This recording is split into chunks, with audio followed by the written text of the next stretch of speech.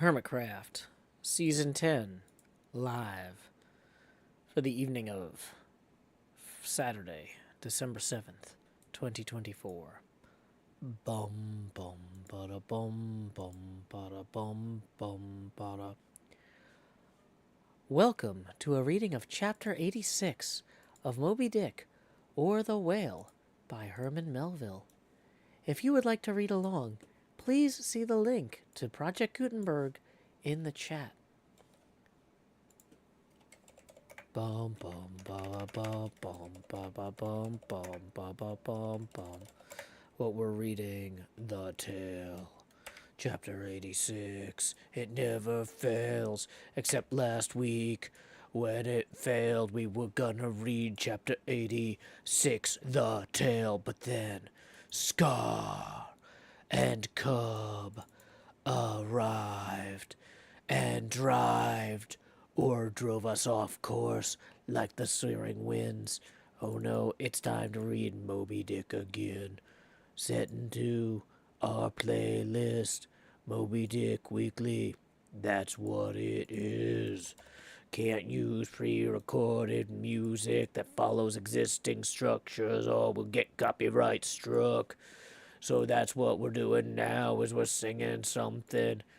We sing without rhythm so we don't attract the DRM. Is that what it's called? The DRM? The DRM. No, what is that called? The DMCA. Oh, that doesn't rhyme with worm. Oh well. Bum bum bum bum bum bum bum bum bum. Here we go. Moby Dick, or The Whale. Chapter 86. The Tale.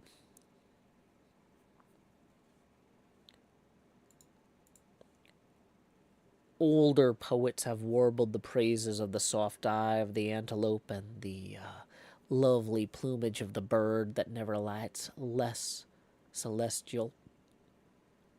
I celebrate a tale. Reckon the largest sized sperm whale's tail to begin at the point of the trunk where it tapers to about the girth of a man. If it comprises upon its upper surface alone an area of at least 50 square feet, the compact round body of its root extends into two broad, firm, flat palms, or flukes, gradually shoaling away to less than an inch in thickness. At the crotch or junction, these flukes slightly overlap, then sideways recede from each other like wings, leaving a wide vacancy between. In no living thing are the lines of beauty more exquisitely defined than in the crescentic borders of these flukes. At its utmost expansion in the full-grown whale, the tail will considerably exceed 20 feet across. The entire member seems a dense webbed bed of welded sinews, but cut into it and you will find three distinct strata compose it: upper, middle, and lower. The fibers in the upper and lower layers are long and horizontal.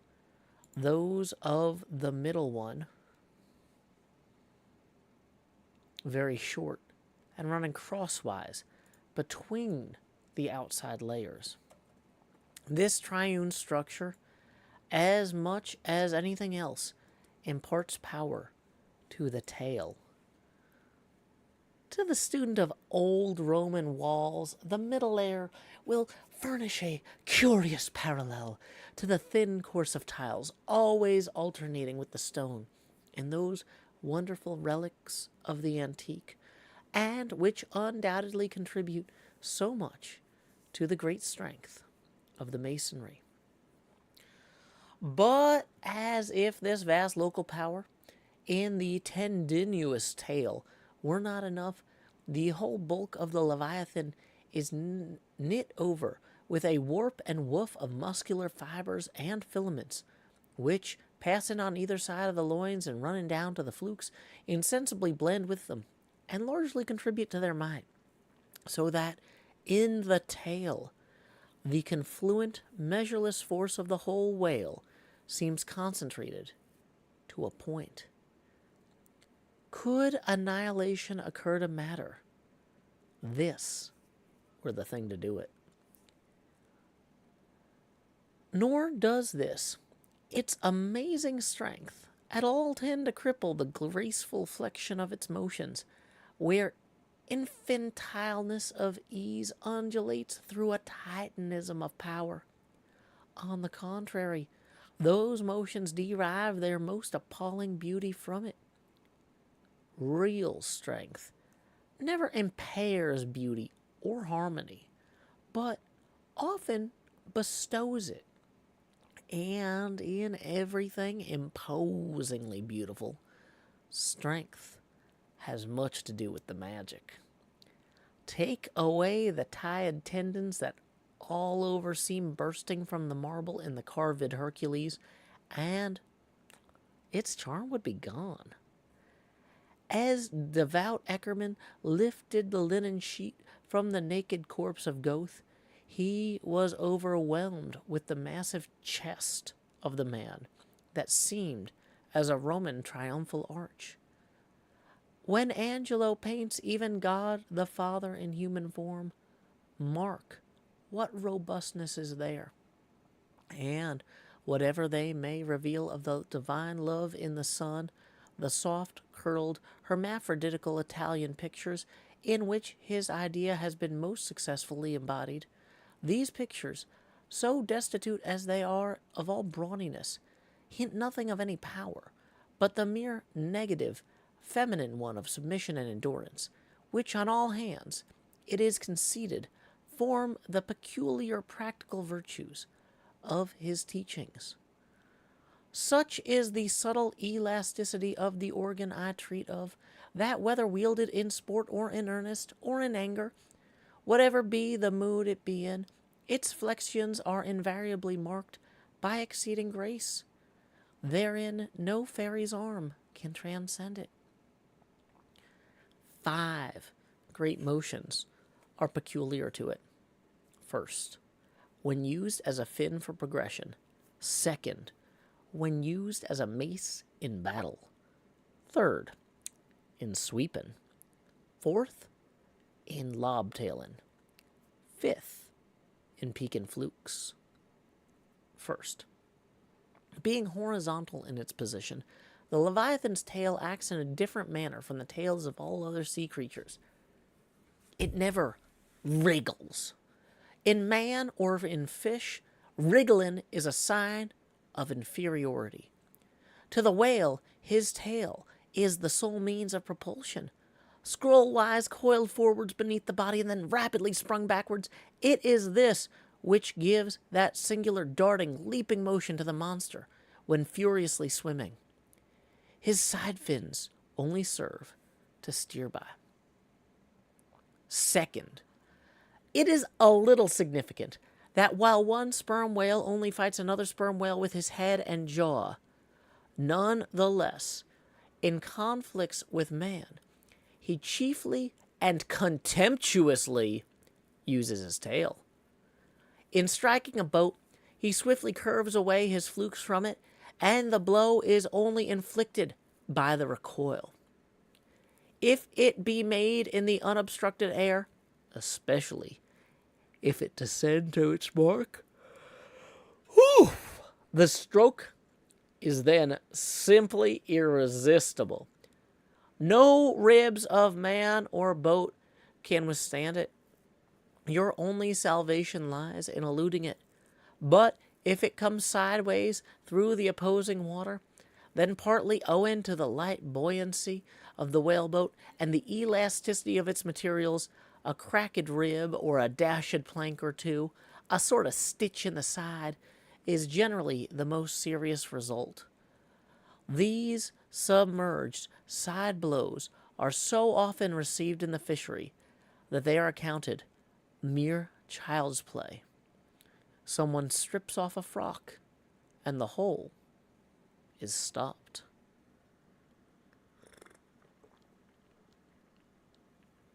Third, I cannot demonstrate it, but it seems to me that in the whale, the sense of touch is concentrated in the tail. For in this respect, there is a delicacy in it only equaled by the daintiness of the elephant's trunk. This delicacy is chiefly evinced in the action of sweeping, when in maidenly gentleness the whale, with a certain slow softness, moves his immense flukes from side to side upon the surface of the sea. And if he feels but a sailor's whisker, woe to that sailor, whiskers and all. What tenderness there is in that preliminary touch. Had this tale any prehensile power, I should straightway bethink me of Darmonides' elephant that so frequented the flower market, and with low salutations presented nosegays to damsels, and then caressed their zones, on more accounts than one. A pity it is that the whale does not possess this prehensile virtue in his tail. For I have heard of yet another elephant that, when wounded in the fight, curved round his trunk and extracted the dart. Fourth, stealing unawares upon the whale, in the fancied security of the middle of solitary seas, you find him unbent from the vast corpulence of his dignity, and, kitten-like, he plays on the ocean as if it were a hearth. But still you see his power in his play. The broad palms of his tail are flirted high into the air. Then, smiting the surface, the thunderous concussion resounds for miles. You would almost think a great gun had been discharged. And, if you notice the light wreath of vapor from the spiracle at the other extremity, you would think that it was smoke from the touch hole. Fifth, as in the ordinary floating posture of the Leviathan, the flukes lie considerably below the level of his back. They are then completely out of sight below the surface.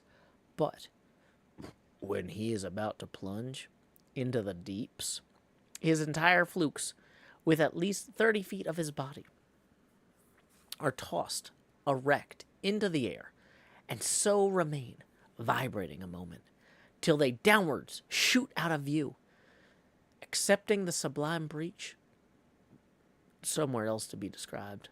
This peaking of the whale's flukes is perhaps the grandest sight to be seen in all animated nature.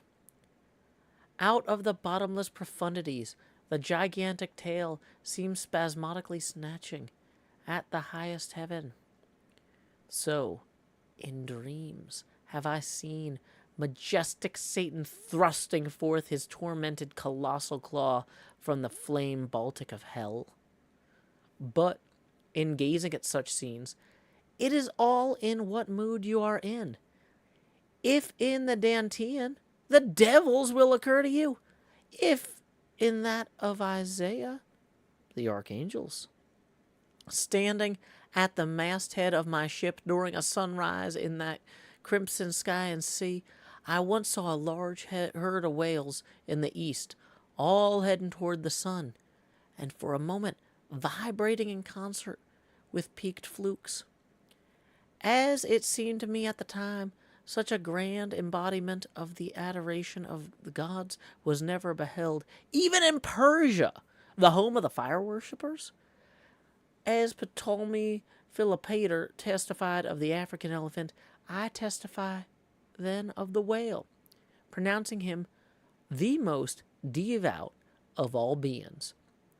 For according to King Juba, the military elephants of antiquity often hailed the morning with their trunks uplifted in the profoundest silence.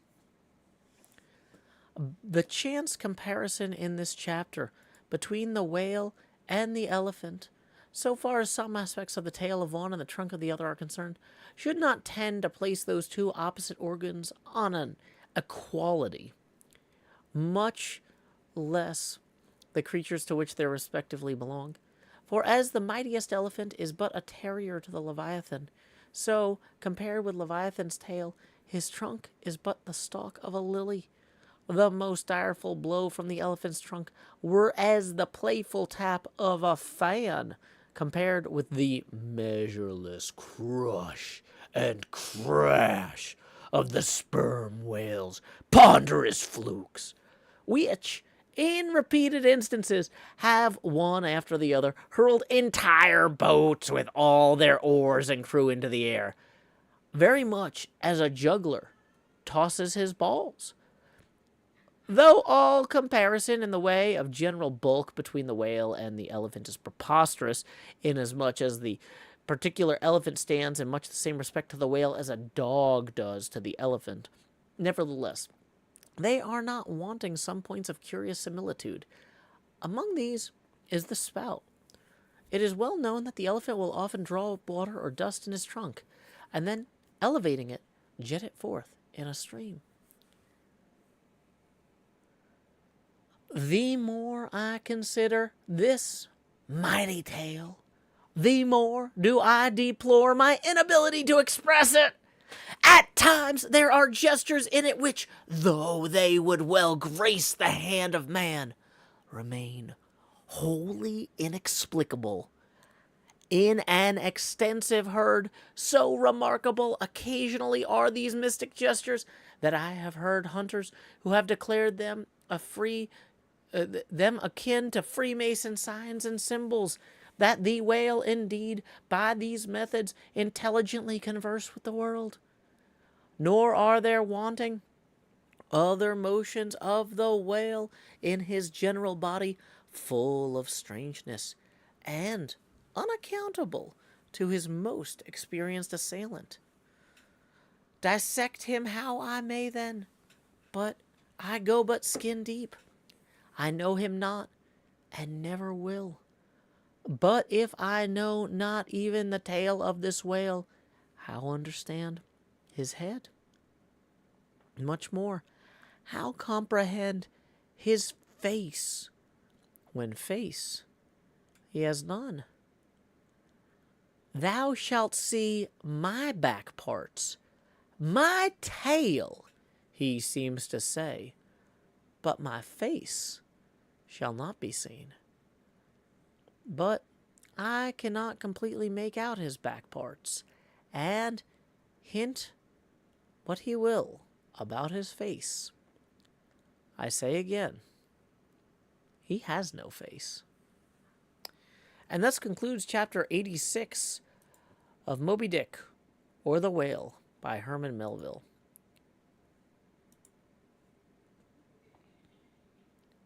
I'm just checking here if there's a way.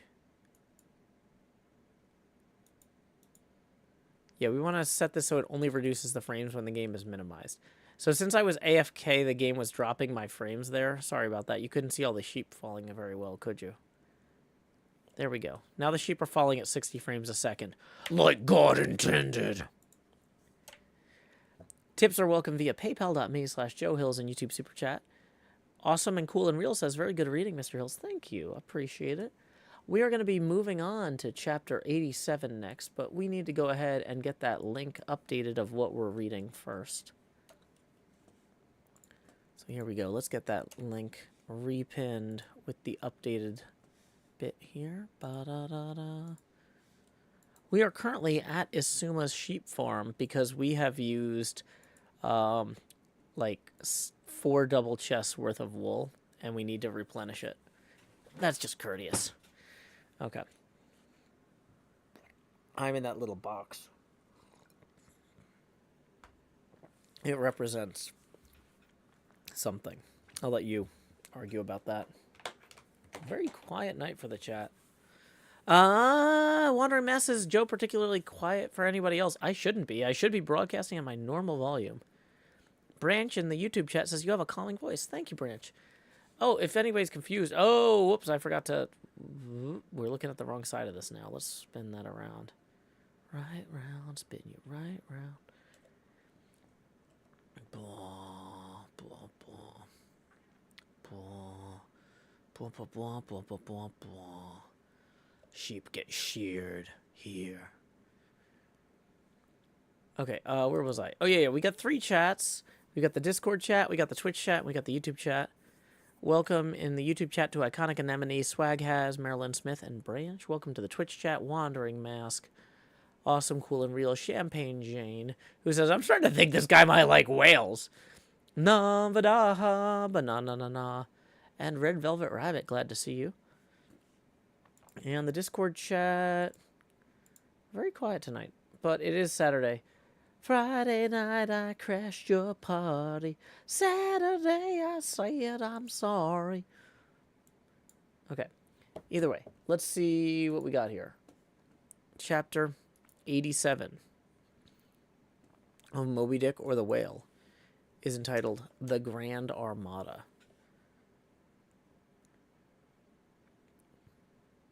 I would say that says this looks like an experimental 90s commercial. I spent a lot of time figuring out how I wanted to frame this.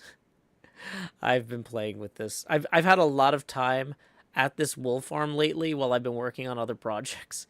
I was logged in here while I was working on other things. And I've been playing with the camera quite a bit, trying to find the optimal way to show the sheep falling.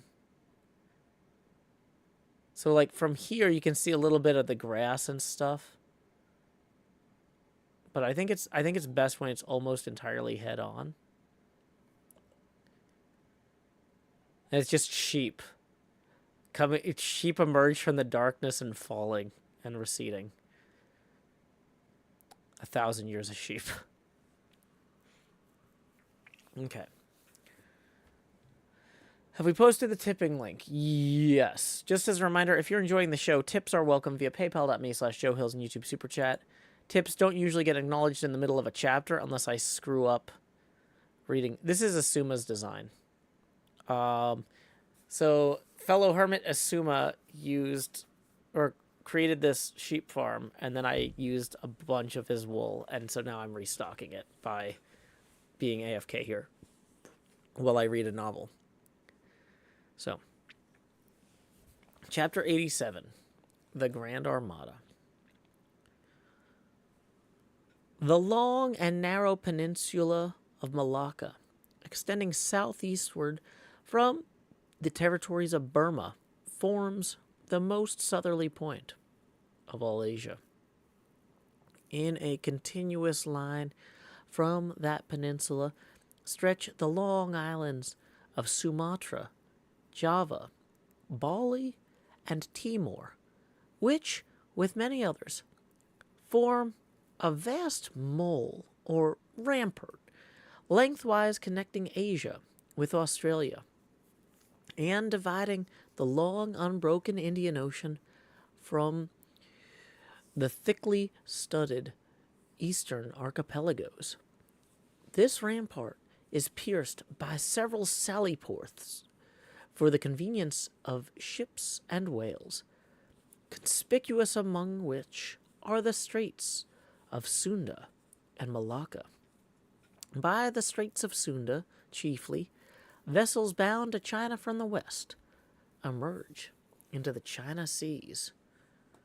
Those narrow Straits of Sunda divide Sumatra from Java, and standing midway in that vast rampart of islands, buttressed by that bold green promontory, known to seamen as Java Head, they not a little correspond to the central gateway opening into some vast walled empire.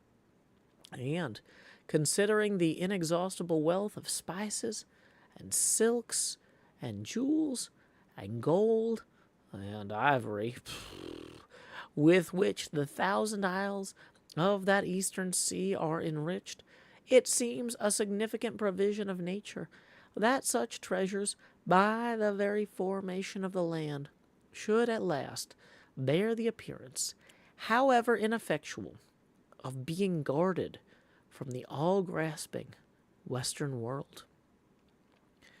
The shores of the Straits of Sunda are unsupplied with those domineering fortresses which guard the entrances to the Mediterranean, the Baltic, and the Propontis. Unlike the Danes, These Easterners do not demand the obsequious homage of lowered topsails from the endless procession of ships before the wind, which for centuries past by night and day have passed between the islands of Sumatra and Java, freighted with the costliest cargoes of the East. But while they freely waive a ceremonial like this, they do by no means renounce their claim to a more solid tribute. Time out of mind the piratical prowess of the Malays, lurking among the low-shaded coves and islets of Sumatra, have sallied out upon the vessels sailing through the straits, fiercely demanding tribute at the point of their spears. Though by the repeated bloody chastisements they have received at the hands of European cruisers, the audacity of these corsairs has of late been somewhat repressed. Yet, even at the present day, we occasionally hear of English and American vessels which in those waters have been remorselessly boarded and pillaged. With a fair, fresh wind, the Pequod was now drawing nigh to these straits, Ahab purposing to pass through them into the Javan Sea, and thence cruising northwards o'er waters known to be frequented here and there by the sperm whale, sweep inshore by the Philippine Islands, and gain the far coast of Japan in time for the great whaling season there. By these means, the circumnavigating Pequod would sweep almost all the known sperm whale cruising grounds of the world, previous to descending upon the line in the Pacific, where Ahab, though everywhere else foiled in the pursuit, firmly counted upon giving battle to Moby Dick in the sea he was most known to frequent, and at a season when he most might reasonably be presumed to be haunting it. But how now, in this zoned quest, does Ahab touch no land? Does his crew drink air? Surely he will stop for water. Nay. For a long time now, the circus-running sun has raced within his fiery ring, and needs no sustenance but what's in himself. So, Ahab. Mark this, too, in the whaler. While other hulls are loaded down with alien stuff to be transferred to foreign wharves, the world-wandering whale ship carries no cargo but herself and crew, their weapons, and their wants. She has a whole lake's contents bottled in her ample hold. She is ballasted with utilities, not altogether with unusable pig lead and kentlage. She carries years' water in her. Clear old prime Nantucket water, which, when 3 years afloat, the Nantucketer in the Pacific prefers to drink before the brackish fluid, but yesterday rafted off in casks from the Peruvian or Indian streams. Hence it is that while other ships may have gone to China from New York and back again, touching a score of ports, the whale ship, in all that interval, may not have sighted one grain of soil, her crew having seen no man but floating seamen like themselves, so that did you carry them the news that another flood had come, they would only answer, "Well, boys, here's the ark." Now, as many sperm whales had been captured off the western coast of Java in the near vicinity of the Straits of Sunda, indeed, as most of the ground round about was generally recognized by the fishermen as an excellent spot for cruising. Therefore, as the Pequod gained more and more upon Java Head, the lookouts were repeatedly hailed and admonished to keep wide awake. But though the green palmy cliffs of the land soon loomed on the starboard bow, and with delighted nostrils the fresh cinnamon was snuffed in the air, yet not a single jet was descried. Almost renouncing all thought of falling in with any game hereabouts, the ship had well nigh entered the straits, when the customary cheering cry was heard from aloft, and ere a long spectacle of singular magnificence saluted us. But here be it premised that owing to the unwearied activity with which they of late had hunted over all four oceans,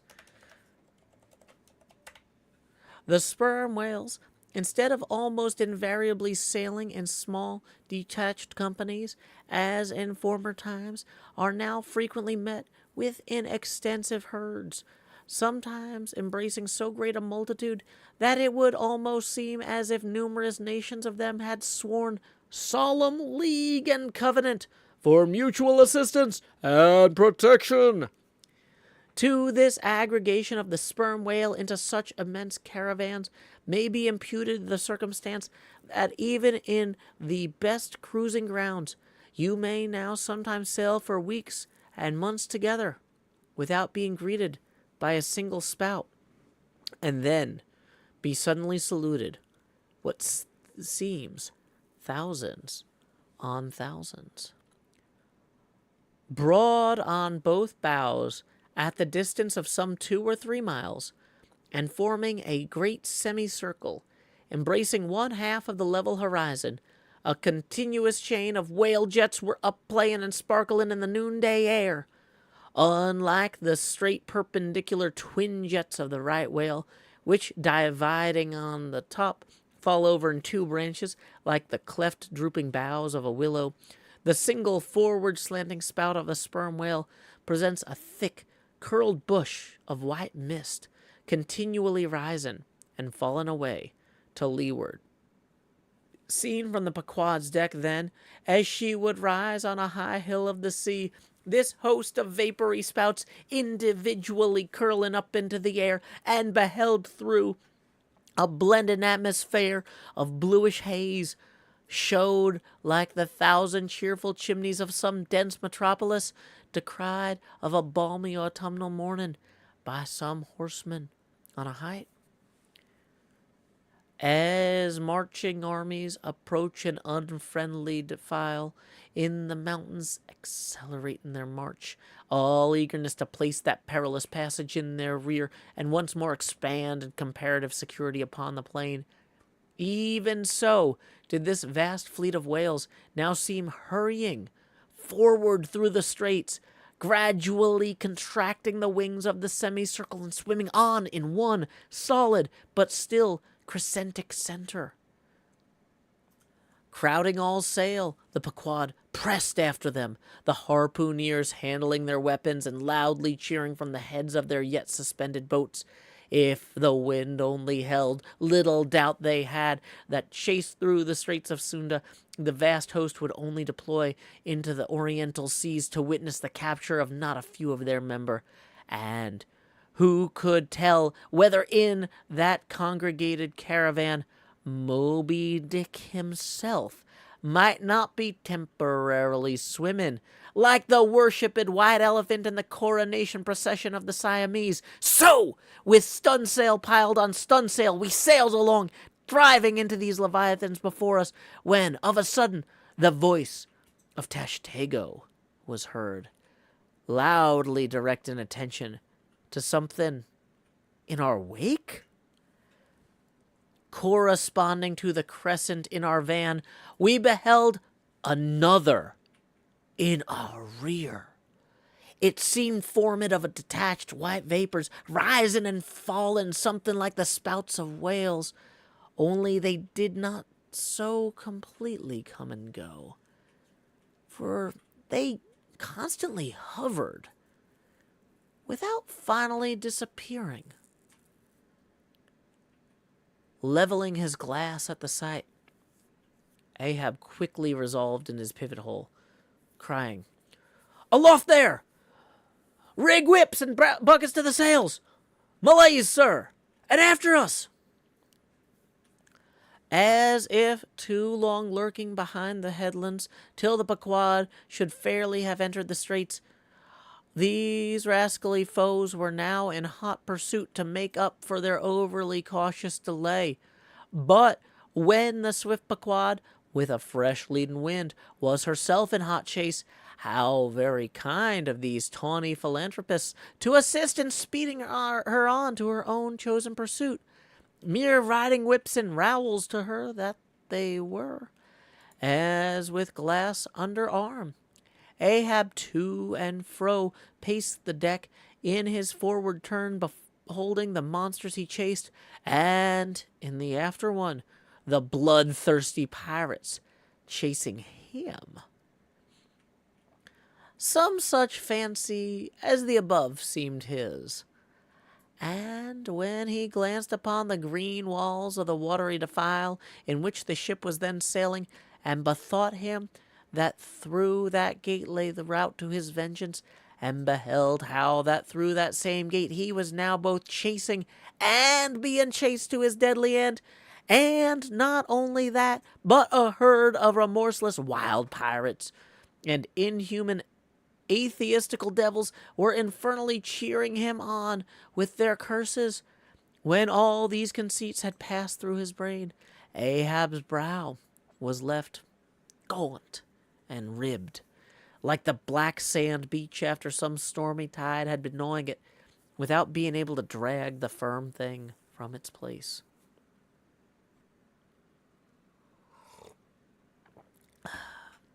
But thoughts like these troubled very few of the reckless crew, and when, after steadily dropping the pirates astern, the Pequod at last shot by the vivid green cockatoo point on the Sumatra side, emerging at last upon the broad waters beyond, then the harpooneers seemed more to grieve that the swift whales had been gaining upon the ship than to rejoice that the ship had so victoriously gained upon the Malaysians. But still, driving on in the wake of the whales, at length they seemed abating their speed. Gradually the ship neared them, and the wind now dying away, word was passed to spring to the boats. But no sooner did the herd, by some presumed wonderful instinct of the sperm whale, become notified of the 3 keels that were after them, though as yet a mile in their rear, than they rallied again, forming in close ranks and battalions, so that all their spouts looked like flashing lines of stacked bayonets, and moved on with redoubled velocity. Stripped to our shirts and drawers, we sprang to the white ash, and after several hours pulling were almost disposed to renounce the chase, when a general pausing commotion among the whales gave animating token that they were now at last under the influence of that strange perplexity of inert irresolution, which, when the fishermen perceive it in the whale, they say he is gallied. The compact martial columns in which they had hitherto rapidly and steadily swimming were now broken up in one measureless rout, and like King Porus's elephants in the Indian battle with Alexander, they seemed going mad with consternation, in all directions expanding in vast irregular circles, and aimlessly swimming hither and thither. By their short, thick spoutings, they plainly betrayed the distraction of their panic.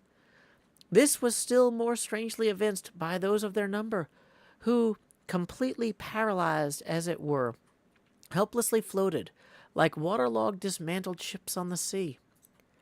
Had these leviathans been but a flock of simple sheep, pursued over the pasture by fierce wolves, they could not possibly have evinced such excessive dismay. But this occasional timidity is characteristic of almost all herding creatures. Though banding together in tens of thousands, The lion-maned buffaloes of the West have fled before a solitary horseman. Witness, too, all human beings, how when herded together in the sheepfold of a theater's pit, will, at the slightest alarm of fire, rush helter-skelter for the outlets, crowding, trampling, jamming, and remorselessly dashing each other to death. Best, therefore, withhold any amazement at the strangely gallied wails before us, for there is no folly of the beasts of the earth which is not infinitely outdone by the madness of men. Though many of the whales, as has been said, were in violent motion, yet it is to be observed that as a whole the herd neither advanced nor retreated, but collectively remained in one place. As is customary in those cases, the boats at once separated, each making for some one lone whale on the outskirts of the shoal. In about 3 minutes' time, Queequeg's harpoon was flung. The stricken fish darted, blinding spray in our faces, and then, running away with us like light, steered straight for the heart of the herd. Though such a movement on the part of the whale, struck under circumstances, is in no ways unprecedented, and indeed it is always almost more or less anticipated, yet it does present one of the more perilous vicissitudes of the fishery. For as the swift monster drags you deeper and deeper into the frantic shoal, you bid adieu to circumspect life, and only exist in a delirious throb.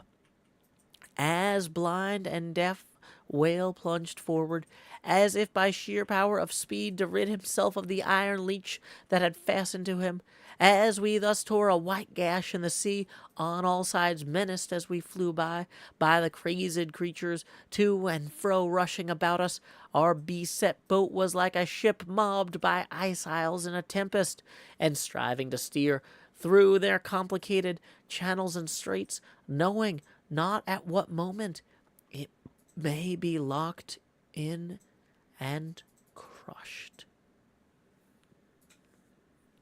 But not a bit daunted. Queequeg steered us manfully.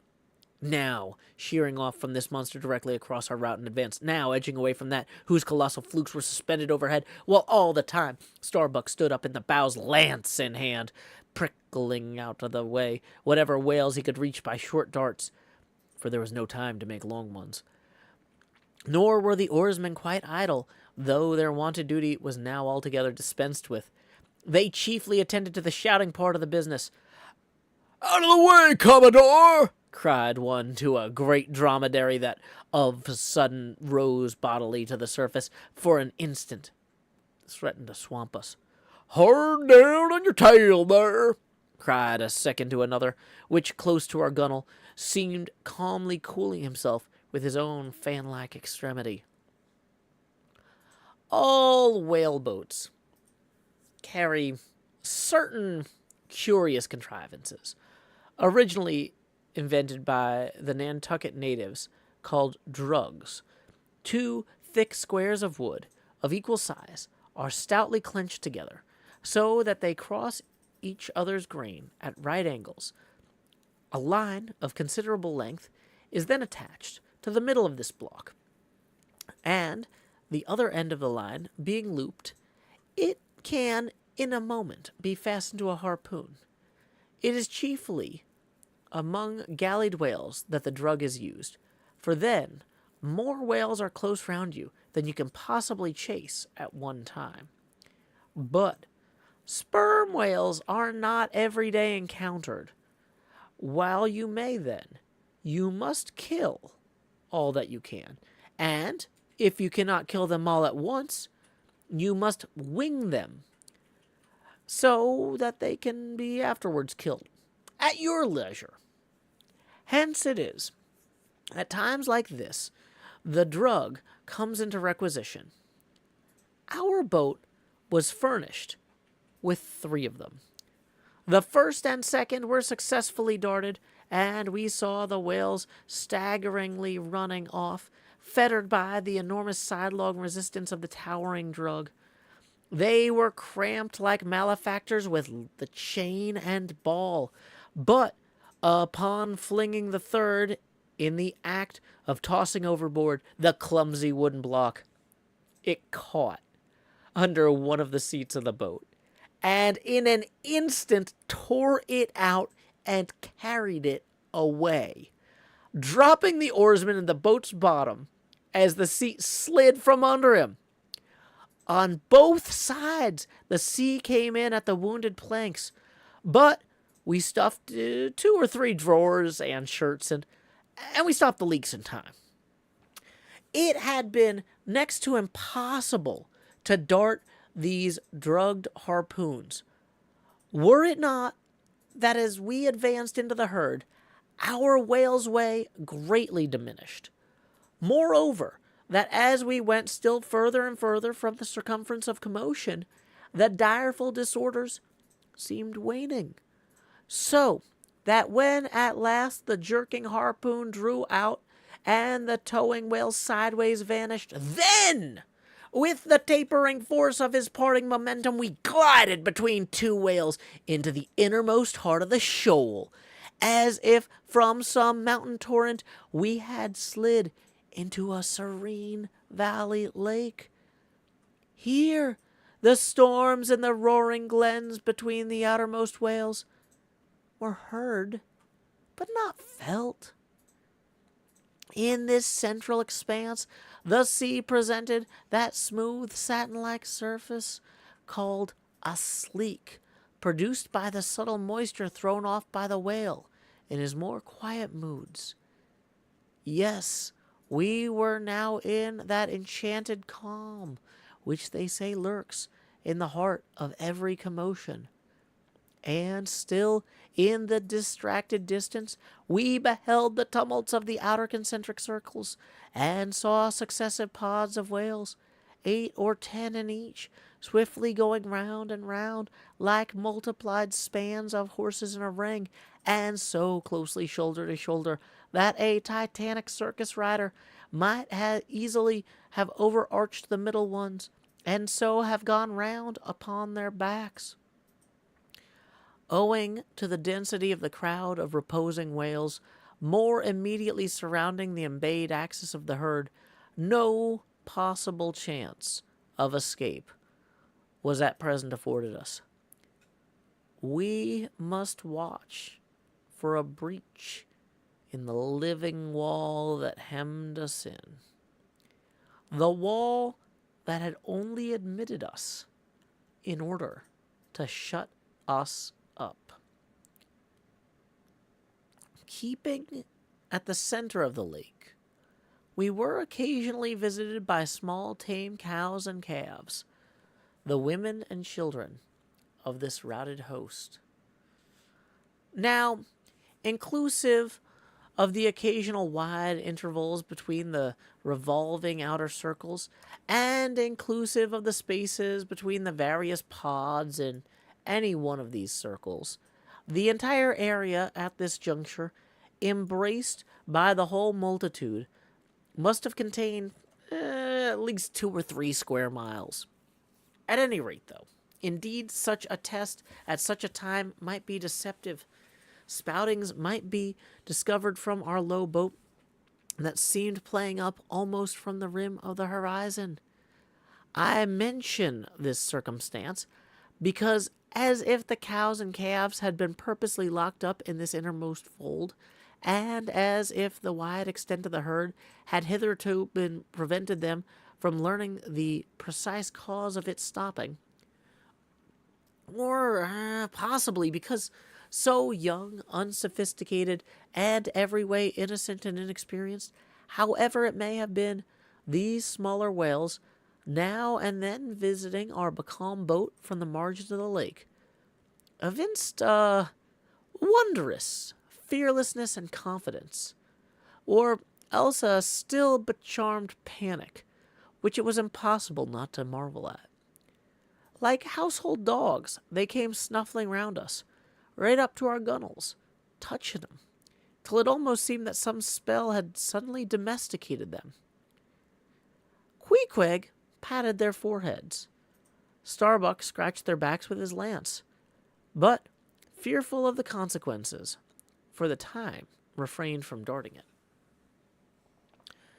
But far beneath this wondrous world upon the surface, another and still stranger world met our eyes as we gazed over the side. For suspended in those watery vaults floated the forms of the nursing mothers of the whales, and those that by their enormous girth seemed shortly to become mothers. The lake, as I have hinted, was to a considerable depth exceedingly transparent, and as human infants, while suckling, will calmly and fixedly gaze away from the breast, as if leading 2 different lives at the time, and while yet drawing mortal nourishment, be still spiritually feasting upon some unearthly reminiscence. Even so did the young of these whales seem looking up toward us, but not at us, as if we were but a bit of gulfweed in their newborn sight, floating on their sides. The mothers also seemed quietly eyeing us. One of these little infants, that from certain queer tokens seemed hardly a day old, might have measured some 14 feet in length and some 6 feet in girth. He was a little frisky, though as yet his body seemed scarce yet recovered from that irksome position it had so lately occupied in that maternal reticule, where, tail to head and all ready for the final spring, the unborn whale lies bent like a Tartar's bow. The delicate side fins and the palms of his flukes still freshly retained the plaited, crumpled appearance of a baby's ears newly arrived from the foreign parts. "Line! Line!" cried Queequeg, looking over the gunwale. "Him fast! Him fast! Who lined him? Who struck? 2 whale! 1 big, 1 little!" "What ails you, man?" cried Starbuck. "Look here!" said Queequeg, pointing down. As when the stricken whale that from the tub has reeled out hundreds of fathoms of rope after deep sounding, he floats up again and shows the slackened curling line buoyantly rising and spiraling toward the air. So now Starbuck saw long coils of the umbilical cord of Madame Leviathan, by which the young cub still seemed tethered to its dam. Not seldom, in the rapid vicissitudes of the chase, this natural line, with the maternal end loose, becomes entangled with the hempen one, so that the cub is thereby trapped. Some of the subtlest secrets of the seas seem divulged to us in this enchanted pond. We saw young Leviathan amours in the deep. The sperm whale, as with all other species of the Leviathan, but unlike most other fish, breeds indifferently at all seasons, after a gestation which may probably be set down at 9 months, producing but 1 at a time, though in few known instances giving birth to an Esau and Jacob, a contingency provided for in suckling by 2 teats, curiously situated one on each side of the whale. But the breasts themselves extend upwards from that. When by chance these precious parts in nursing whales are cut by the hunter's lance, the mothers pouring milk and blood rivalingly discolor the sea for rods. The milk is very sweet and rich. It has been tasted by man. It might do well with strawberries. When overflowing with mutual esteem, the whales salute more hominum. And thus, though surrounded by circle upon circle of consternation and affrights, did these inscrutable creatures at the center freely and fearlessly indulge in all peaceful concernments, yea, serenely revelled in dalliance and delight, But even so, amid the tornadoed Atlantic of my very being, I do myself still forever centrally disport in mute calm. And while ponderous planets of unwaning... Dang it, I missed the foot pedal. And while ponderous planets of unwaning row revolve... What? Unwaning row...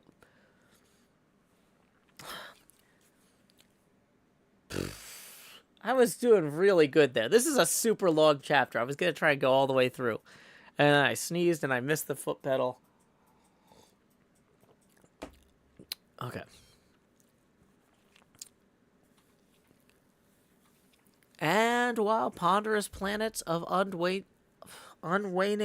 woe resolve... This is a really hard sentence. And while ponderous planets of unwaning woe revolve round me, deep down and deep inland, there I still bathe in eternal mildness of joy.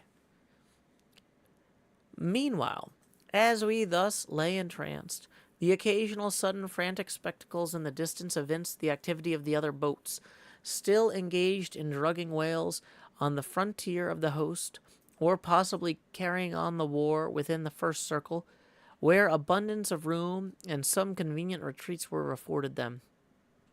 But the sight of the enraged drugged whales now and then blindly darting to and fro across the circles was nothing to what at last met our eyes. It is sometimes the custom, when fast to a whale, more than commonly powerful and alert, to seek to hamstring him, as it were, by sundering or maiming his gigantic tail tendon. It is done by darting a short-handled cutting spade, to which is attached a rope for hauling it back again. A whale wounded, as we afterwards learned, in this part, but not effectually, as it seemed, had broken away from the boat, carrying along with him half of the harpoon line, and, in the extreme agony of the wound, he was now dashing among revolving circles like the lone-mounted desperado Arnold at the Battle of Saratoga, carrying dismay wherever he went. But, agonizing as was the wound of this whale, and an appalling spectacle enough anyway, yet the peculiar horror with which he seemed to inspire the rest of the herd was owing to a cause which at first the intervening distance obscured from us, but at length we perceived that by one of the unimaginable accidents of the fishery, the whale had become entangled in the harpoon line that he towed. He had also run away with the cutting spade in him, and while the free end of the rope attached to that weapon, permanently caught in the coils of the harpoon line round his tail, the cutting spade itself had worked loose from his flesh, so that, tormented to madness, he was now churning through the water, violently flailing with his flexible tail, and tossing the keen spade about him, wounding and murdering his own comrades. This terrific object seemed to recall the whole herd from their stationary fright. First, the whales forming the margin of our lake began to crowd a little, and tumble against each other, as if lifted by half-spent billows from afar. Then, the lake itself began faintly to heave and swell. The submarine bridal chamber and nurseries vanished. In more and more contracting orbits, the whales in the more central circles began to swim in thickening clusters. Yes, the long calm was departing. A low advancing hum was soon heard, and then, like to the tumultuous masses of block ice when the great river Hudson breaks up in spring, the entire host of whales came tumbling upon their inner center, as if to pile themselves up one common mountain. Instantly, Starbuck and Queequeg changed places, Starbuck taking the stern. "Oars! Oars!" he intensely whispered, seizing the helm. "Gripe your oars and clutch your souls now. By God, men, stand by. Shove him off, you! Queequeg the whale there, prick him. Hit him! Stand up! Stand up and say so! Spring! Men! Pull! Men! Never mind their back, scrape them! Scrape away! The boat was now all but jammed between two vast black bulks, leaving a narrow Dardanelles between their long lengths. But by desperate endeavor, we at last shot into a temporary opening, then giving way rapidly and at the same time earnestly watching for another outlet. After many similar hair-breadth escapes, we at last swiftly glided into what had just been one of the outer circles, but now crossed by random whales, all violently making for one center. This lucky salvation was cheaply purchased by the loss of Queequeg's hat, who, while standing in the bows to prick the fugitive whales, had his hat taken clean from his head by the air eddy made by the sudden tossing of a pair of broad flukes close by. Riotous and disordered as the universal commotion now was, it soon resolved itself into what seemed a systematic movement. For having clumped together at last in one dense body, they then renewed their onward flight with augmented fleetness. Further pursuit was useless, but the boats still lingered in their wake to pick up what drugged whales might be dropped astern, and likewise to secure one which Flask had killed and waifed. The waif is a pennant pole, 2 or 3 of which are carried by every boat, and which, when additional game is at hand, are inserted upright into the floating body of a dead whale, both to mark its place by the sea, and as a token of prior possession, should the boats of any other ship draw near. The result of this lowering was somewhat illustrative of that sagacious saying in the fishery, "The more whales, the less fish." Of all the drugged whales, only one was captured. The rest contrived to escape for the time, but only to be taken, as will hereafter be seen, by some craft other than the Pequod. And thus concludes Chapter 87 of Moby Dick, or The Whale, by Herman Melville. Whew, that was a long chapter. I almost made it all the way through. In one go. But anyway, we should go ahead and thank Champagne Jane for being our first tipper of the stream. That gets us that $20. Very much appreciated. Very generous. Please direct your attention down to where slot 9 would be, where I'm putting the hot in what would be the hot bar, if we were using the hot bar tonight. So I can say, howdy, y'all. Crow Hills here, expanding as I always do in Nashville, Tennessee. Dee-da-dee-da-dee, dee-da-dee-da-dee-dee-dee.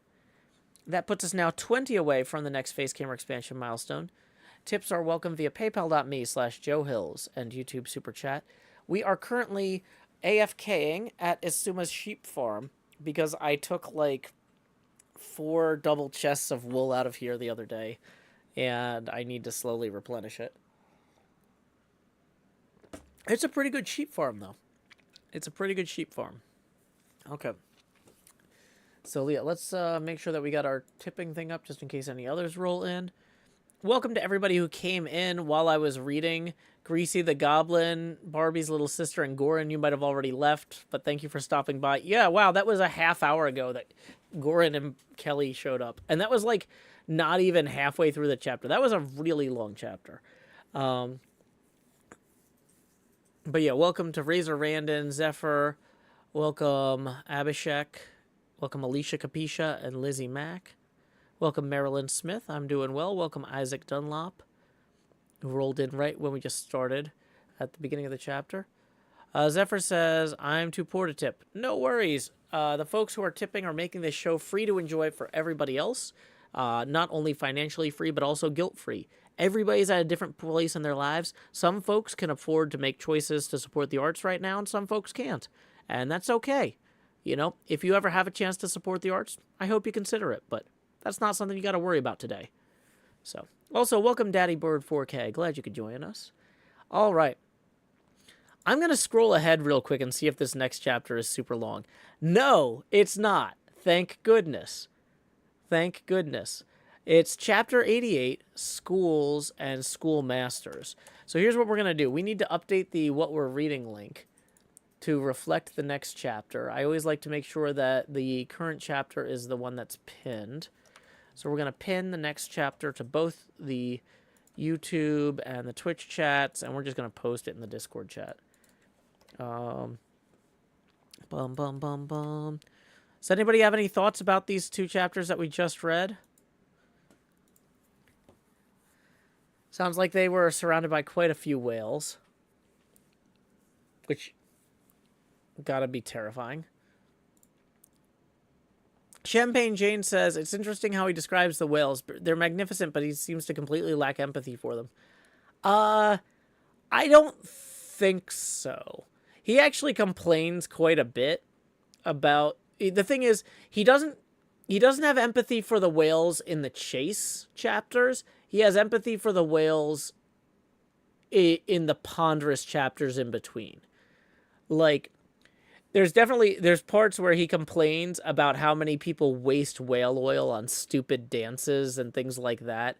And, you know, he complains. He's like, you know, obviously, you know, there's a balance of nature, and some whales need to die so humans can have light. But, like, probably not as many as we're killing. He definitely has a lot of respect and appreciation for the whales, and like Holden Caulfield is constantly dunking on everybody else around him, whether they deserve it or not. So, yeah. It's kind of one of those things where it's like the speaker doesn't like... Ishmael really doesn't like the society that uses the whale oil and complains about them a lot. But yeah, in terms of... But that empathy for the whales, where he laments the waste of such a majestic beast, is always in the chapters where he's talking more in the theory rather than in the hunt. Zephyr says, have they not discovered kerosene or whatever? Well, this was written in the 1850s. Let's see. When was kerosene discovered? Okay, kerosene was discovered 3 years after this book was written. So, or it was invented 3 years after this was written. Yeah. But you can kind of see from the sentiment of the author how, like, people aren't... Like, I'm sure that Melville wasn't the only one who was kind of like, man, this isn't great, right? Anyway. So there is a reason that whaling fell off pretty heavily once kerosene was invented. Welcome, Oxelhawks and Hydra Headhunter.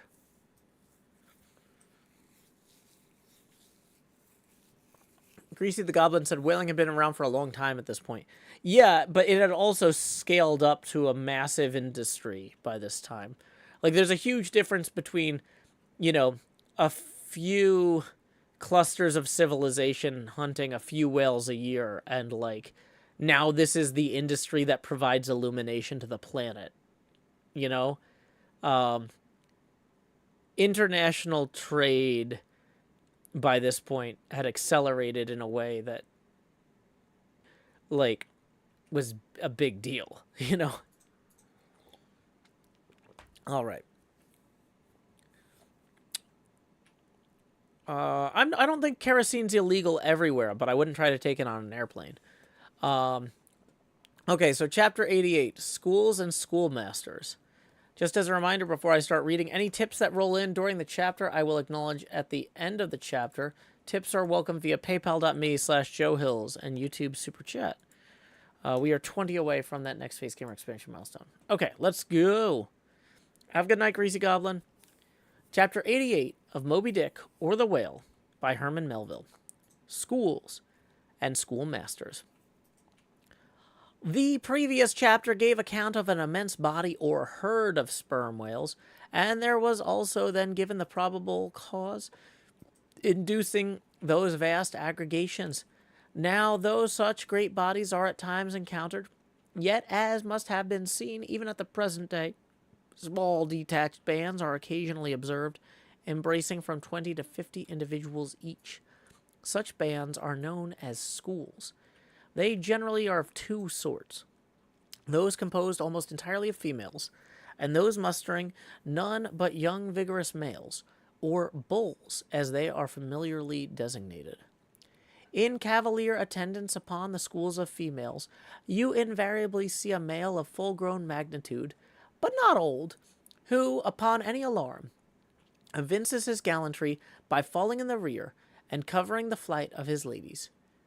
In truth, this gentleman is a luxurious ottoman, swimming about over the watery world, surroundingly accompanied by all the solaces and endearments of the harem.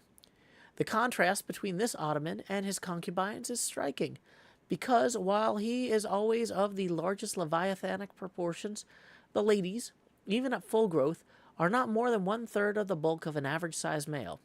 They are comparatively delicate. Indeed, I dare say, not to exceed half a dozen yards round the waist. However, it cannot be denied that upon the whole they are hereditarily entitled to en bon point. It is very curious to watch this harem and its lord in their indolent ramblings. Like fashionables, they are forever on the move in leisurely search of variety. You meet them on the line in time for the full flower of the equatorial feeding season, having just returned perhaps from spending summer in the northern seas, and so cheating summer of all unpleasant weariness and warmth. By the time they have lounged up and down the promenade of the equator a while, they start for the eastern waters in anticipation of the cool season there, so as to evade the other excessive temperature of the year. When serenely advancing on one of these journeys, if any strange suspicious sights are seen, my Lord Whale keeps a wary eye on his interesting family. Should any unwarrantably pert young Leviathan coming that way, presumably to draw confidentially close to one of the ladies, with what prodigious fury the bashaw assails him and chases him away.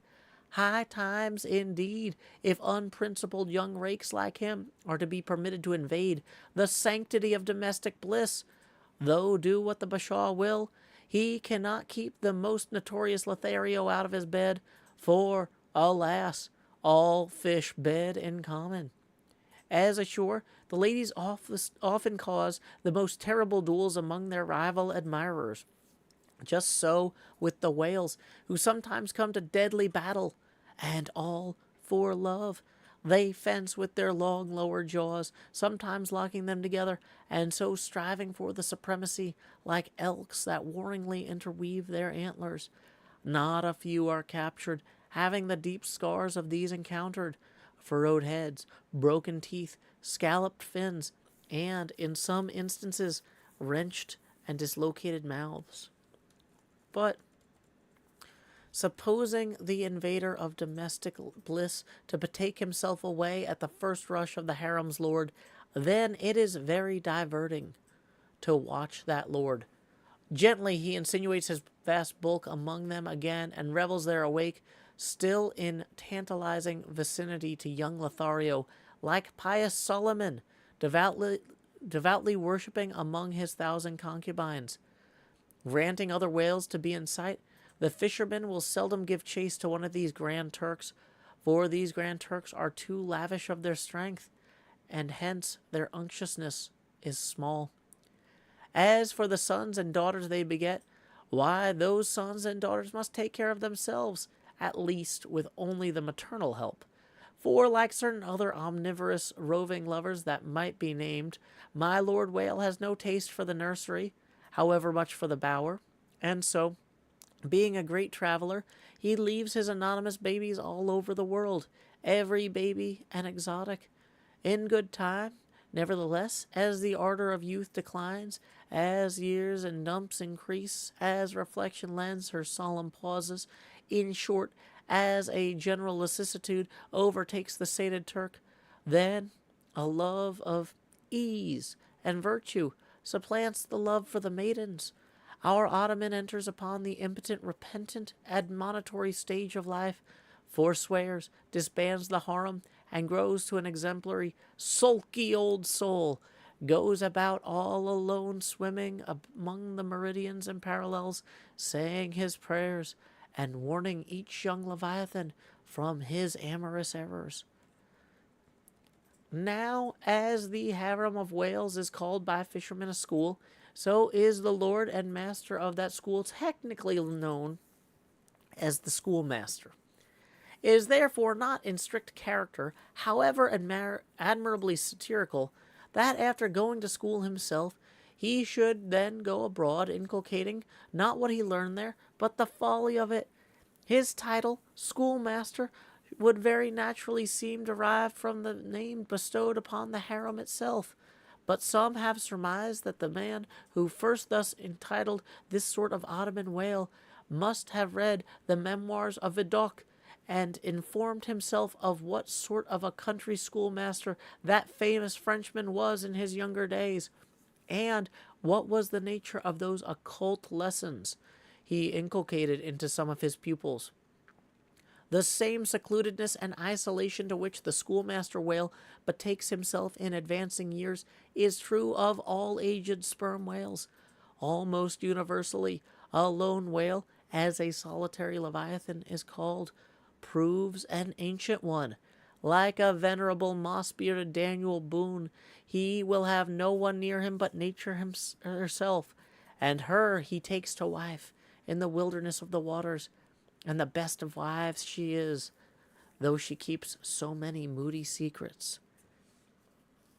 The schools composing none but young and vigorous males, previously mentioned, offer a strong contrast to the harem schools, for while those female whales are characteristically timid, the young males, or 40-barrel bulls as they call them, are by far the most pugnacious of all leviathans, and proverbially the most dangerous to encounter, excepting those wondrous gray-headed grizzled whales sometimes met, and these will fight you like grim fiends, exasperated by a penal gout.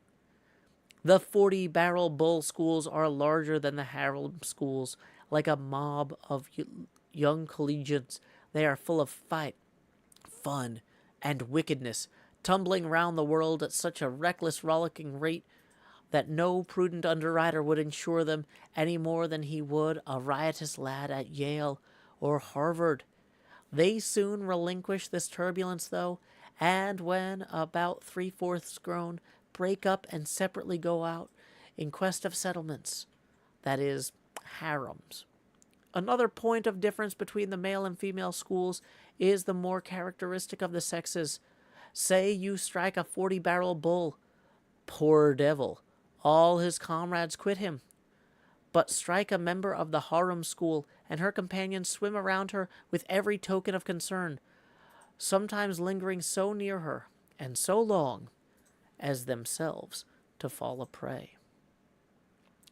And thus concludes Chapter 88 of Moby Dick, or The Whale, School and Schoolmaster, by Herman Melville. If you guys are enjoying this reading, just as a reminder, tips are welcome via paypal.me/JoeHills and YouTube Super Chat. We are $20 away from our second face camera expansion of the stream.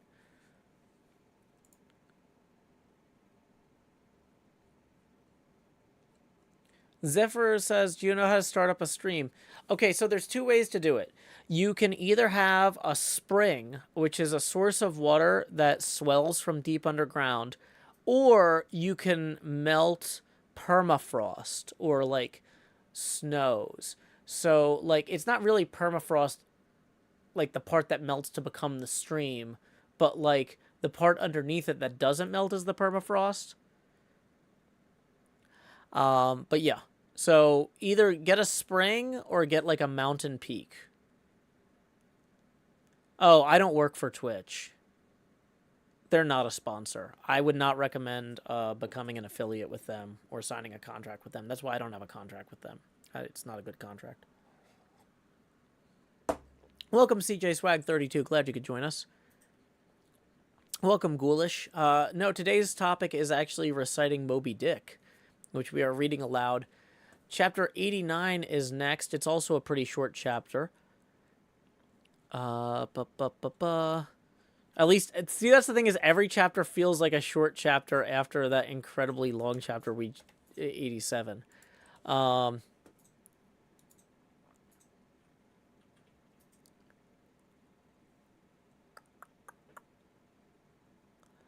Why are we streaming on Twitch even though I'm not affiliate? Because they bought Justin TV and I already had a Justin TV account. That's really it. Just momentum at this point. I can't justify it, really. I think if I talked about it for long enough, I would probably talk myself out of streaming on Twitch entirely. So I just don't talk about it. But I don't think it's actually justifiable. It's just inertia, really. And I'm probably setting a bad example for young people by doing it.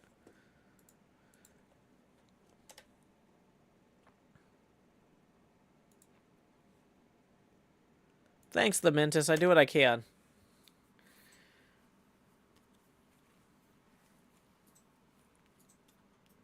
I'm actually reading this aloud. I'm not reciting it from memory. I'm not reciting it from memory.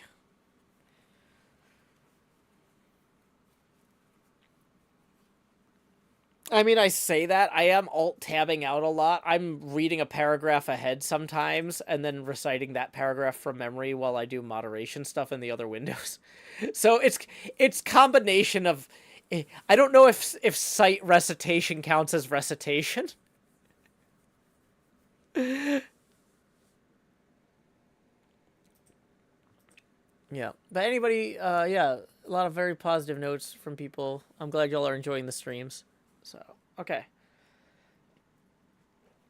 We're trying to power through some chapters since we've got a relatively chill activity tonight.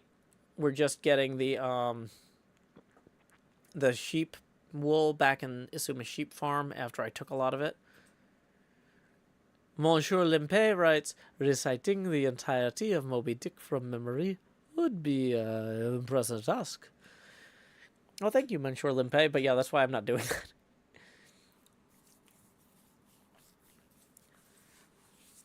I'm not saying I do a good job at holding an entire paragraph in short-term memory, and I frequently will, like, alt-tab back and be like, I completely forgot where I was. What was I doing? Scar isn't in-game. He logged off. Okay. So, Chapter 89 sounds like a Dr. Seuss chapter. Chapter 89, Fast Fish and Loose Fish. So, I think he's playing fast and loose here. Although, actually, maybe this book... There's a lot of times when you go back and you read a book from, like, 175 years ago, it's like, oh, if we go look up the etymology of fast and loose, it might actually be like, oh, fast and loose is originally attributed to Herman Melville, who used it in the title of Moby Dick. Sometimes it's not. Sometimes it's existing wordplay, but, like, you actually, like, don't know until you check on stuff like this. Like, there's some stuff in Dracula that you might think, oh, that's from older vampire stuff. It's like, nah, he just made that up on the spot. Now we all treat it like it's been there forever. But, like, no, it was in Dracula first. So, anyway. Chapter 89. Fast Fish and Loose Fish.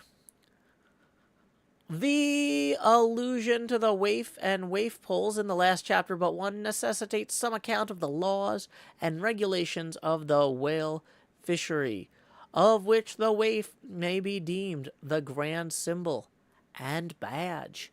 It frequently happens that when several ships are cruising in company, a whale may be struck by one vessel, then escape, and be finally killed and captured by another vessel. And herein are indirectly comprised many minor contingencies, all partaking of this one grand feature. For example, after a weary and perilous chase and capture of a whale, the body may get loose from the ship by reason of a violent storm, and drifting far to leeward, be retaken by a second whaler, who in a calm snugly tows it alongside, without risk of life or line. Thus, the most vexatious and violent disputes would often arise between the fishermen, were there not some written or unwritten, universal, undisputed law applicable to all cases. perhaps the only formal whaling code authorized by legislative enactment was that of Holland. It was decreed by the States General in Anno Domini 1695. But though no other nation has had any written whaling law, yet the American fishermen have been their own legislators and lawyers in this matter. They have provided a system which, for terse comprehensiveness, surpasses Justinian's Pandex and the bylaws of the Chinese Society for the suppression of meddling with other people's business. Yes, these laws might even be engraved on a Queen Anne's farthing, or the barb of a harpoon, and worn round the neck. So small are they. 1. A fast fish belongs to the party, fast to it. 2. A loose fish is fair game for anybody who can soonest catch it. But what plays the mischief with this masterly code is the admirable brevity of it, which necessitates a vast volume of commentaries to expound it. First, what is a fast fish? Alive or dead, a fish is technically fast when it is connected with an occupied ship or boat by any medium at all controllable by the occupants or occupant, a mast, an oar, a 9-inch cable, a telegraph wire, a strand of cobweb. It's all the same. Likewise, a fish is technically fast when it bears a waif or any other recognized symbol of possession, as long as the party waifing it plainly evince their ability at any time to take it alongside, as well as their intention to do so. These are scientific commentaries, but the commentaries of the whalemen themselves sometimes consist in hard words and harder knocks. The coke upon Littleton of the fist. True, among the more upright and honorable whalemen, allowances are always made for peculiar cases where it would be outrageous as a moral injustice for one party to claim possession of a whale previously chased or killed by another party. But others are by no means so scrupulous. Some 50 years ago, there was a curious case of whale trover litigated in England, wherein the plaintiff set forth that after a hard chase of a whale in the northern seas, and when indeed they, the plaintiffs, had succeeded in harpooning the fish, they were at last, through the peril of their lives, obliged to forsake not only their lines, but their boat itself. Ultimately, the defendants, the crew of another ship, came up with the whale, struck, killed, seized, and finally appropriated it before the very eyes of the plaintiffs. And when those defendants were remonstrated with, their captain snapped his fingers in the plaintiffs' teeth and assured them by way of doxology to the deed he had done, he would now retain their line, harpoons, and boat, which remained attached to the whale at the time of the seizure. Wherefore the plaintiffs now sued for the recovery of their whale, line, harpoons, and boat. Okay, I try not to take breaks in the middle of a chapter, but yeah, this is a pretty bonkers case. I get really excited by interesting legal cases. And Monsieur Limpé says, okay, I was on the defendant's side until the boat came into play. Yeah, so that's the thing, is it's one thing to say, like, oh, hey, you guys got thrown out of your boat and the whale was getting away and then we recaptured it. Here's your boat back and your line and your harpoon and whatnot, but, like, we're keeping the whale. But they're like, nope, we got the whale and everything attached to it. Enjoy floating in the ocean, because, like, the thing is, if that crew was thrown out of their whale boat, so there's a bit difference between, like, the whaling ship and the whale boats that they go out to harpoon the whales on, right? So they were thrown out of their smaller boat while their ship was possibly hours away. They could have gotten very far from their ship, right? So, like, by not returning that boat to those guys, those guys are probably just floating there using their oars as life preservers, because their oars served as life preservers in that case. Like, they were leaving a crew floating on their oars in the ocean, and they could have just gave them their little boat back, right? Like, that is so uncool. Like, that is, like, mind-blowingly dickish. I'm just, like, shocked that anybody who deals with the perils of the sea would be like, oh man, look at this, we got a second boat.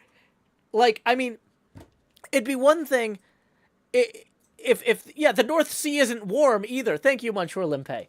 Real quick, we got a tip rolling in. Let's say thank you to Daddy Bird and Zephyrus Russian is a nerd. Tipping 40. Thank you very much. That's 2 face camera expansion milestones from 2 friends of the show. Thank you, Daddy Bird and Zephyr Russian Nerd. Let's go ahead and get those 2 expansions rolling your way real quick, like zip zip. Expand Joe. Do do do do. And numero dos, even larger Joe. La da da da. Yeah, even if this was summer.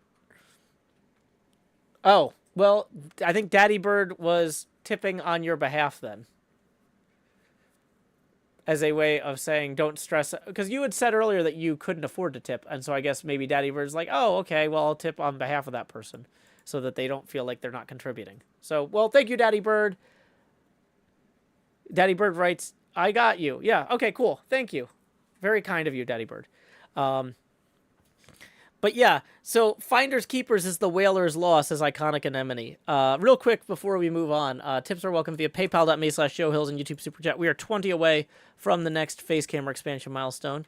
But yeah, it's one of those things like, this is an unnecessarily cruel action. This is like, here's the thing too, is if they were like, well, we're keeping the harpoon and the line. It's like, well, that harpoon is expensive, but it's not life-saving. Keeping their boat? Oh my gosh, that's like, I'm sorry, I'm gonna need a minute. Okay.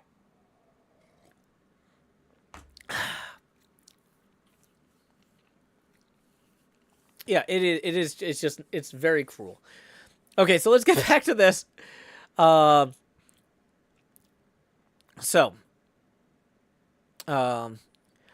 Erskine was the counsel for the defendants.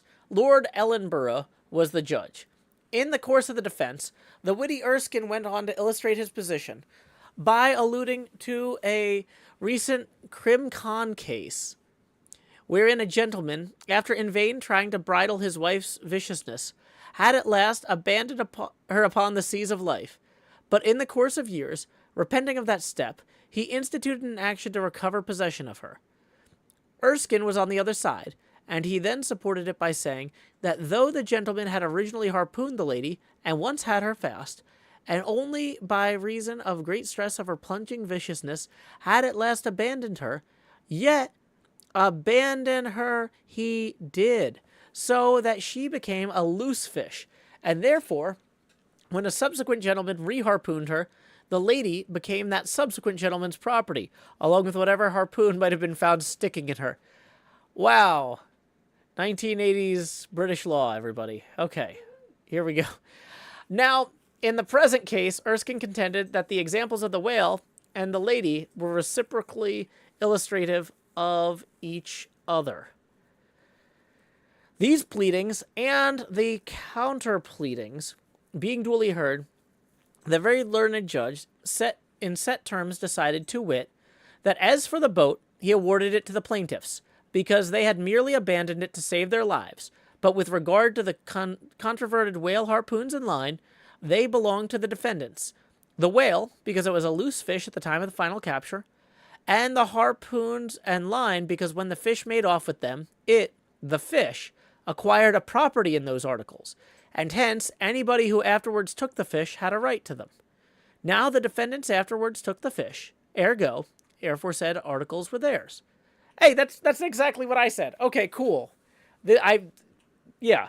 But, like, they didn't need to go to court to make that decision. They could have just done that and not been jerks in the first place. Okay, sorry.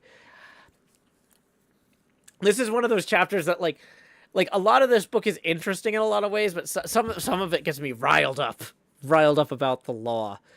A common man, looking at this decision of the very learned judge, might object to it, but plowed up to the primary rock of the matter, two great principles laid down in the twin whaling laws previously quoted and applied and elucidated by Lord Ellenborough in the above-cited case.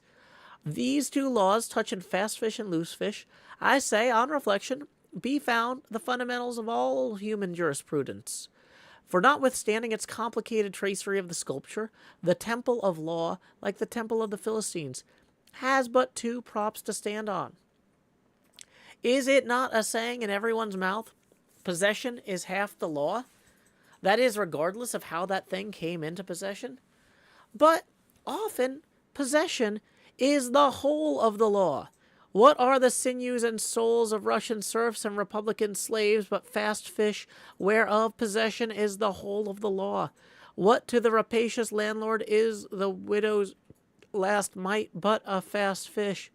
What is yonder undetected villain's marble mansion with a door plate for a waif? What is that but a fast fish? What is the ruinous discount which Mordecai, the broker, gets from poor Woebegone, the bankrupt, on a loan to keep Woebeghone's family from starvation? What is that ruinous discount but a fast fish? What is the Archbishop of Save Souls' income of £100,000 seized from the scant bread and cheese of hundreds of thousands of broken-back laborers, all sure of heaven, without any of Save Souls' help? What is that globular £100,000 but a fast fish? What are the Duke of Dunder's hereditary towns and hamlets but fast fish? What to that redoubted harpooner John Bull is poor Ireland but a fast fish? What to that apostolic lancer brother Jonathan is Texas but a fast fish? And concerning all these, is not possession the whole of the law? But if the doctrine of the fast fish be pretty generally applicable, the kindred doctrine of loose fish is still more widely so. That is internationally and universally applicable. What was America in 1492 but a loose fish in which Columbus struck the Spanish standard by way of waifing it for his royal master and mistress? What was Poland to the Tsar? What Greece to the Turk? What India to England? What at last will Mexico be to the United States? All loose fish. What are the rights of man and the liberties of the world but loose fish? What all men's minds and opinions but loose fish? What is the principle of religious belief in them but a loose fish? What to the ostentatious smuggling verbalists are the thoughts of thinkers but loose fish? What is the great globe itself but a loose fish? And what are you, reader, but a loose fish, and a fast fish, too? And thus concludes Chapter 89 of Moby Dick, or The Whale, by Herman Melville. Thank you very much to Raymond for tipping 5, who says, am I wrong for wanting one of those sheep to get struck by lightning? I don't think they're likely to get struck by lightning, but I guess we'll have to see. Alrighty, that puts us 15 away from the next face camera expansion milestone. Tips are welcome via paypal.me/JoeHills and YouTube Super Chat.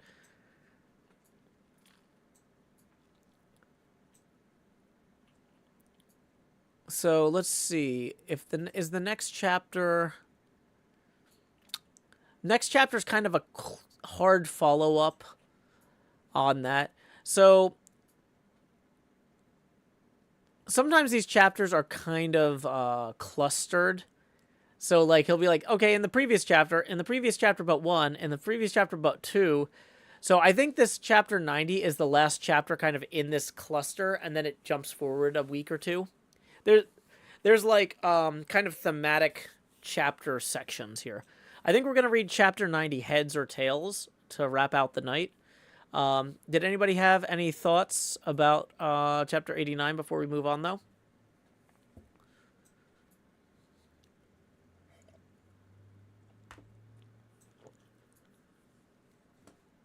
Boom, boom, boom, boom. CJ Swag, it's fine if you're off topic. I'm just not going to acknowledge it. It's only when people are off topic in a way that demands my attention that I get stressed out. You're not demanding my attention. You're just having a side conversation that's completely innocuous and fine. Okay. Seems like people don't really have any... Mr. Hardluck says, we just watched Longlegs. That was a journey. Yeah. Hey, Mr. Hardluck. Welcome, Queen Dark Lady. Have you seen my animation from the wedding video? Maybe go back and watch my video game pitches. They're actually, I think that people who have seen the movie will really appreciate them, and they will make sense to nobody else. Wandering Mass says the loose fish point feels really like he had such a big point, and he really wanted you to get it. Yeah.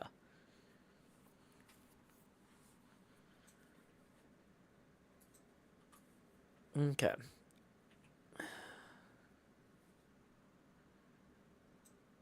So, oh boy. This next chapter opens with some Latin. Okay. Mr. Hardluck says, now we're going to. Awesome. I'm really proud of the animations in that. And I think some of the visual details might be wasted on people who didn't see the movie, as well as the entire concept. I worked way too hard on that for something that nobody was going to get the joke to. So I'm so excited that you actually went and watched Longlegs. Okay. We need to update the what we're reading link with the current chapter. Do do do do do la da da da do do. Bum ba da bum ba da da da da da. Longlegs is a film that I made an animation about. Video game pitches derived from in one of my previous episodes of HermitCraft. I had like an 8-minute animated segment where I animated 3 video game pitches, which sounds like it's a terrible idea in general, but putting in the middle of a 70-minute episode about and having the video game pitches be video game pitches around a movie that almost nobody has seen. Oh boy. That was the reason that the next time I did like a really crazy editing thing, I put it in the first 30 seconds of the video, because I worked so hard on that Longlegs animation segment and spent so much time on it. And then it was it was part of a video that a bunch of people skipped. Because I said, hey, just so you know, there's going to be spoilers for this movie. And everybody's like, oh, I haven't seen that. I'm just going to skip it. And I didn't warn them, like, here's 8 minutes of animation that I spent, like, 12 hours on or more. So, yeah, it's a horror movie. It has Nicolas Cage in it. I don't know if I'd say it stars him. I mean,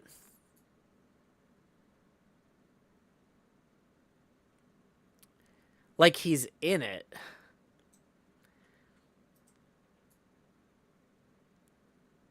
He's one of the stars. It implies, if you say it stars, it implies he's like the primary character, but there's like a lot of characters. Okay. Chapter 90. Heads or tails. Just as a reminder, any tips that roll in while we are reading, I'll get to at the end of this chapter. We are currently $15 away from the next phase camera expansion milestone. Alicia Capisha says, which episode is this you're talking about? It's the wedding episode, because while Badger and I were on our honeymoon, we saw the movie Longlegs, and I was like, oh my gosh, this gives me the idea for a video game. And then I was like, wait, this actually gives me the idea for 3 video games. And since I had just taken a week off for the wedding and the honeymoon, I actually had a ton of creative energy. And so I actually had the energy to be like, I'm going to make this crazy thing. Longlegs video game pitches. Let me see if I can get a... Well, no. Why is that... No. Potential minor long leg spoilers. I forgot that I had done this. Yeah, here, the spoiler warning, even the spoiler warning on this is long legs video. My animated video game pitches for long legs. So I've got 3 pitches in here. One for a VR game inspired by Taskmaster. One for a Alex Pope. Is that the guy's name? The guy who made Obra Dinn and Papers, Please? Maybe what's his name? Papers, Please creator. Lucas Pope. I had an idea for an Alex Horn VR game, comparable to the Taskmaster VR game, Papers, Please style Lucas Pope game, and a PopCap style gem matching game. I think it was meant to be a metaphor, but like a specific type of metaphor. I feel like there's a specific word for that. But okay, so but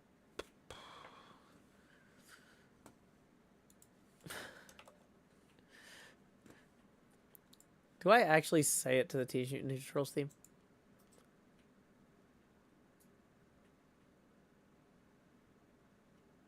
Potential minor long leg spoilers. Okay. So, chapter 90. Heads or tails. De baleno vero sufficit, si rex habeat caput, et regina quadam. Brockton, on 3, c. 3. Latin from the books of the laws of England, which taken along with the context means that of all the whales captured by anybody on the coast of that land, the king as honorary grand harpooner must have the head, and the queen be respectfully presented with the tail. A division which, in the whale, is much like having an apple. There is no intermediate remainder. Now, as this law, under a modified form, is to this day enforced in England, and as it offers, in various respects, a strange anomaly touching the general law of fast and loose fish, it is here treated on in a separate chapter, on the same courteous principle that prompts the English railways to be at the expense of a separate car, specifically reserved for the accommodation of royalty.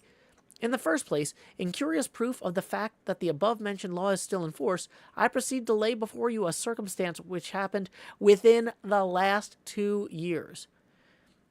It seems that some honest mariners of Dover, or Sandwich, or one of the Cinque Ports, had, after a hard chase, succeeded in killing and beaching a fine whale, which they had originally descried far off from the shore.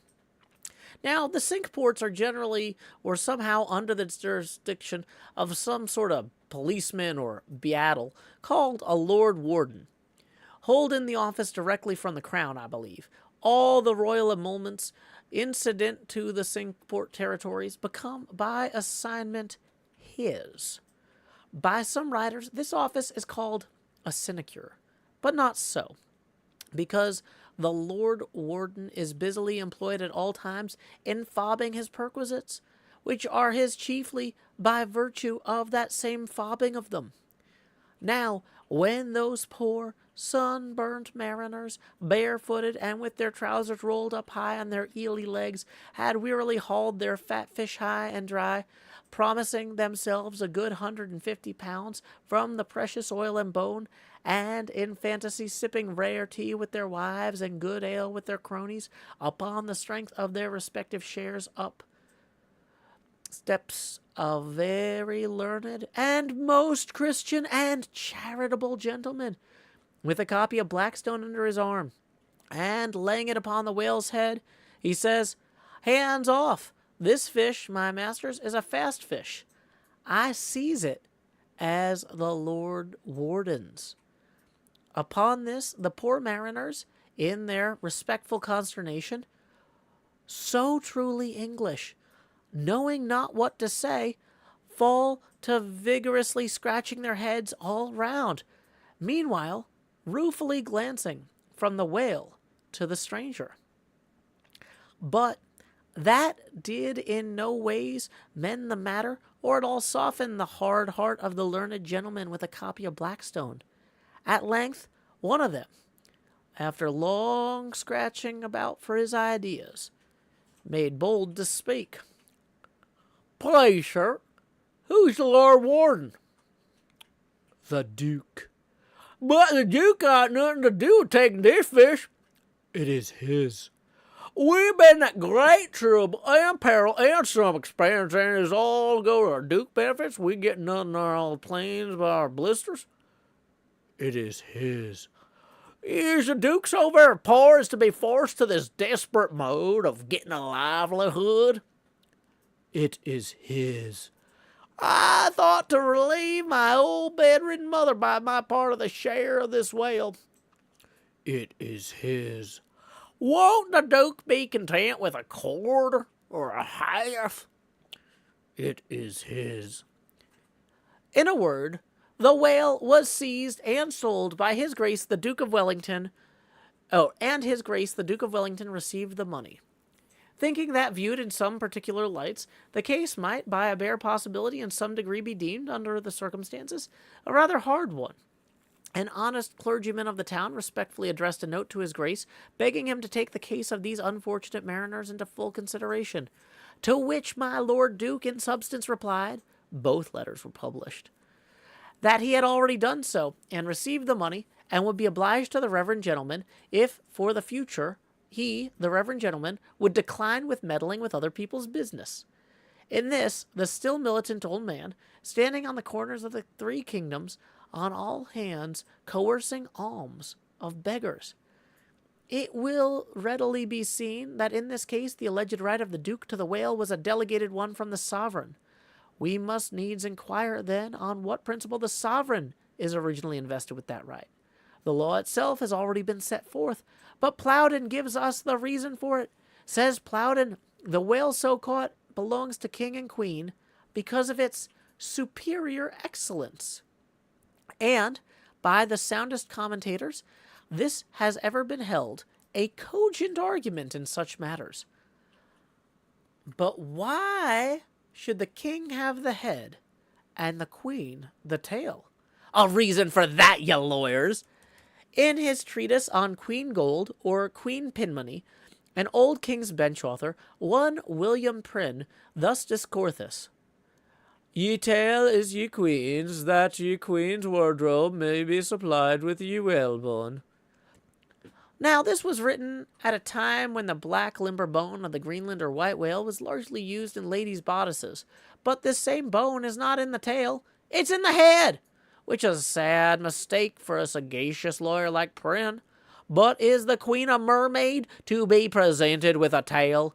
An allegorical meaning may lurk here.